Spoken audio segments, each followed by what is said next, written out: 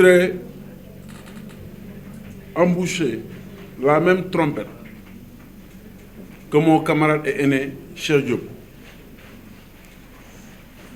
Je voudrais réitérer ici et répéter le mot qui m'a fait presque sursauter et qui devrait nous faire, nous tous, sursauter. Parlant du problème que vit le groupe Excaf, il a parlé d'un problème de souveraineté. Je vais vous expliquer. Aujourd'hui, dans les normes, tous les patrons de presse, de médias, audiovisuels ou pas, devraient être ici, en solidarité, non pas avec le syndicaliste que je suis, mais en solidarité avec leurs camarades de Excaf. Pourquoi? Je vais vous résumer la chose pour que vous compreniez bien ce qui s'est passé. Ça date de 2005. Excaf avait un bouquet. Dans le bouquet, il met des programmes. Certains de ces programmes, il les a acquis du groupe Canal. C'est les chaînes de télévision, TF1, tout ça, machin. Il doit le payer. Ils ont un contrat. Mais, attention, dans le contrat, il est dit clairement que si demain, Canal trouve un autre client au Sénégal, c'est-à-dire qui fait la même chose que Excaf, et que Canal lui applique un prix moindre, Canal va automatiquement appliquer le même prix à Excaf. C'est des questions de droit de la concurrence. Damay jaay sama yëf, damay louer sama kër, ma louer ko Cheikh Diop, ma louer ko fanweeri junni. Mais si contrat bi ñu ne immeuble laa yor quoi, boo am ay appartement yu bëri, benn appartement ma jox ko di ko muy fay fanweeri junni. Mais dañoo bind ci contrat bi ne mënuma louer keneen lu yées fanweeri junni. Bu ma ko defee moom dama koy appliquer lu yées loolu ma décidé. Maanaam bu après fekkee ne après dama ñëw jël beneen appartement bi louer ko Cheikh Ibrahim moom mu may fay 125 000 bu boobaa Cheikh Diop dafay nekk ci droit am pour moom it di fay 125 000 loolu lañ bind. te droit dañ ne li ñu bind ci contrat bi mooy droit entre les parties looloo xew Excaf du leneen Excaf di fay ba xëy yëg ne am na beneen opérateur bu fi nekk DSTV boo xamante ne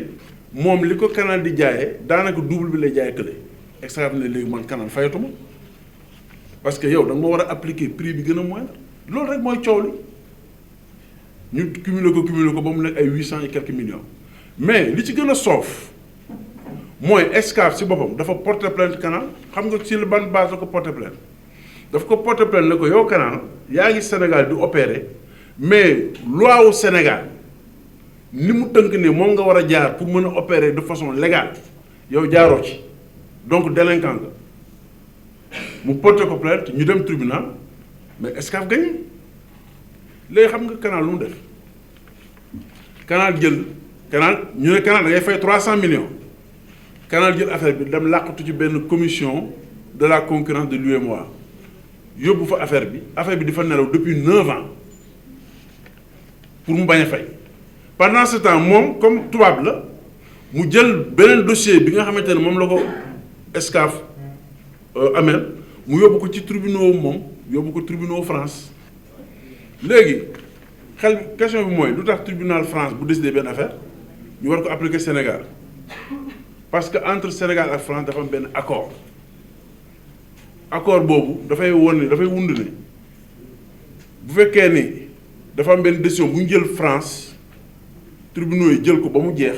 amatul instance yëpp jeex mën nañ ko appliquer Sénégal bu fekkee dafa concerner Sénégal mais accord boobu dafa wax la même chose bu fekkee ni sénégalais la tamit mais est-ce que ñu waxante dëgg rek yéen yaakaar ngeen Excaf tey bu demoon France ne damay exécuter 300 millions yu ma kii amee nga defee ne gars yi dinañ ko nangu duñ ko nangu léegi Canal Horizon laa leen wax man je n'ai rien contre Canal Horizon ndax ay sénégalais bu dul dara sax ay sénégalais nga fay liggéey du dëgg te it fii ñu toll ci jamono mënoo tëj asamaan si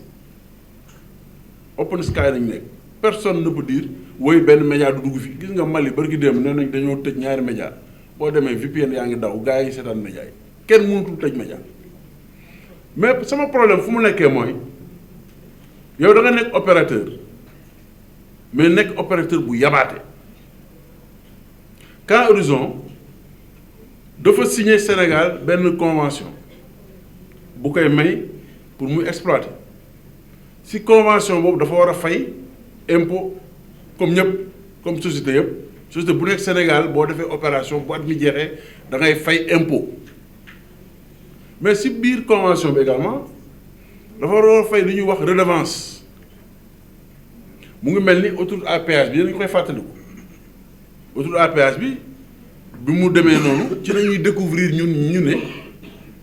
waa autoroute à péage bi 1000 francs la ñuy fay 1000 francs droit d'impense pour occuper impense yi 1000 francs maanaam ñaari téeméer ça avait choqué tout le monde parce que loolu xam nga ne ko sax doo fay dara moo gën loolu parce que loolu saaga la quoi. Eh bien Canal Horizon redevance yi muy fay xam nga nan la ko calculer bu defee 20 milliards de chiffre d'affaires et plus 20 milliards et plus bu ko deful moom du ko fay redevance mais bu defee 20 milliards et plus xam nga ñaar lay fay entre 20 et 35 millions loolu lay fay en termes de redevance waxuma impôt redevance laa wax redevance boobu mooy li war a dundal le fonds d'appui de la presse war a dundal une partie l'organe de régulation war a dundal loolu la ay sénégalais qui sont de bon teint comme toi et moi loolu nañu jël dëxëñ ko signé ko ak Canal Horizon heureusement d'ailleurs que à chaque fois bu ñu defee loolu Canal du am lu ñu wooyee le décret d'approbation parce que nag loolu bés bu amoon moom mooy jégg na dayo moom bés bu ñu demoon tey ba mu am décret d'approbation si loolu maanaam di fay 20 millions sur 35 entre 20 et 35 milliards tu payes 20 à 35 millions de francs CFA c'est-à-dire c'est 0,00000 xaw ma ñaata pour cent loolu saaga la pendant ce temps en Côte d'Ivoire ils payent entre 150 et 250 millions de redevance même type de redevance donc loolu laa bëggoon wax ci Canal di wax ne patron de yeneen chaîne de télévision Sénégal la ngay ñëw vous pensez que il est normal kan moo fi am Canal fii kan moo fi am Canal non am nañu am décodeur Canal fii mais décodeur Canal est-ce que jàpp ngeen ni yoon la boo tardé fay doo sax mën a seetaan RTS doo seetaan TFM doo seetaan RDV doo seetaan 7TV doo seetaan E-Media boo fayul c'est-à-dire da ngay nekk biir Sénégal jënd décodeur bu xamante ne benn opérateur moo la ko jaay biir Sénégal nga koy fay weer wu dee xaalis mu dem ba ne la même sa chaîne yi nga xamante ne Sénégal lay soqeekoo di ñëw sama décodeur ma koy wasaare ci àdduna bi boo fayul doo leen seetaan parce que en réalité et c'est ça pourquoi moi parfois je donne mon problème dëgg bi mooy selon la loi au Sénégal exclusivement TNT moo war a porter nos télévisions suñu chaîne de télévision am nañ droit nekk ci biir bouquet Canal bu leen neexee mais c'est pour l'extérieur parce que Canal bu nekkee biir Sénégal yor décodeur am récupérer toutes les chaînes sénégalaises dugal leen ci biir di day concurrencer décodeur TNT au décodeur TNT ñun ñoo ko moom c'est souverain c'est-à-dire Excaf sax moomu ko ñun ñëpp ko moom Sénégal est-ce que vous comprenez mieux mais bu non seulement dañu concurrencer mais comme moom day jaay publicité yi à des grands groupes mais da leen di wër ndombo dafa leen di wër ndombo des na tuuti xam nga léegi am nañ seen chaîne ay chaîne locale chaîne suñu yëf ak yu demee noonu gars yi naan woy noo baax na de gis nañ théâtre nanga ma nangam des na tuuti gis nga publicité bu as tuut bi publicité bi télé yi di xëccoo di ko reyante di ko am fii ci marché bi des na tuuti dootu leen ko am parce que commencé ngeen gis ñoom bu ñu def ay programme ay Ligue des champions wala ay yu demee noonu ngeen gis ci biir ñuy def ay publicité de produits qui sont de produits sénégalais